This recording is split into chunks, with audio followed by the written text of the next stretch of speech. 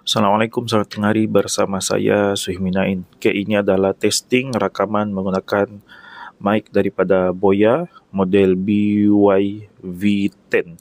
Okay, dia punya connection adalah berdasarkan kepada 2.4 GHz wireless microphone system. Ini dia punya kotak ya. Okay, dan untuk model yang ni dia cuma ada microphone dan juga ada satu receiver lah, jenis Type C. Dan inilah mic dia sebenarnya. Okey, dia ada satu klip dekat sini.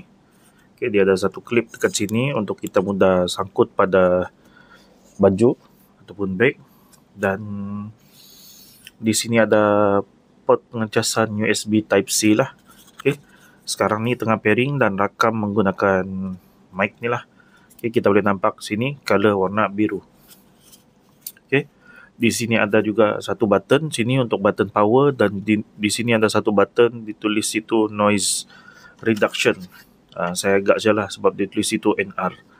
Apa yang ada di dalam kotak ni adalah satu pouch.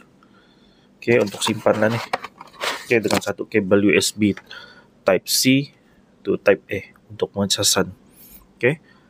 Lepas tu sekarang kita mau test dia punya noise reduction lah. Jadi di sini ada satu kipas, saya akan on sehingga 100% lah.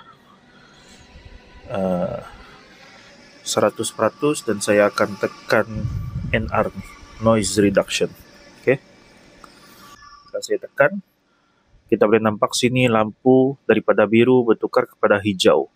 Dan boleh dengar sendirilah dengan kekuatan angin yang macam ni. 100% kita boleh tengok nanti dia punya quality audio tu macam mana dengan noise reduction dan juga tanpa noise reduction. Sekarang ni saya tak boleh dengar lah. Okay, ini hanya sambung BBC. Jadi mic ni tidak ada sebarang voice monitoring lah. Tidak ada sebarang voice monitoring, yang ada cumalah satu transmitter, satu receiver, dan kita kena cas ini transmitter menggunakan USB Type C. Okay. Sekarang saya off semula ni noise reduction dan LED bertukar warna biru balik daripada warna hijau. Okay. Jadi itu sajalah untuk video testing mic daripada Boya. Okay. Model BYV10. Okay. BYV10. Nampak? BYV10. Okay. Kalau kita tengok di sini dia ada 2 tahun waranti pula.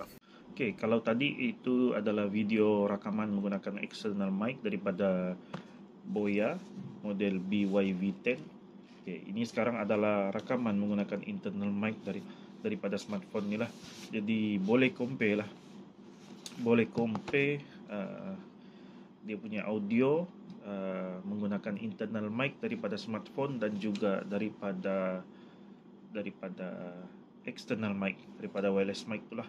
Dan ini saya on dia punya kipas pada speed 100%. Okay.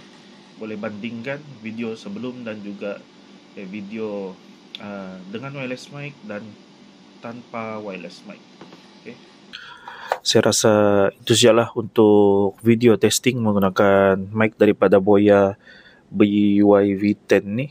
Okay, jumpa lagi dalam video yang akan datang. Sekian, terima kasih. Assalamualaikum. Bye-bye.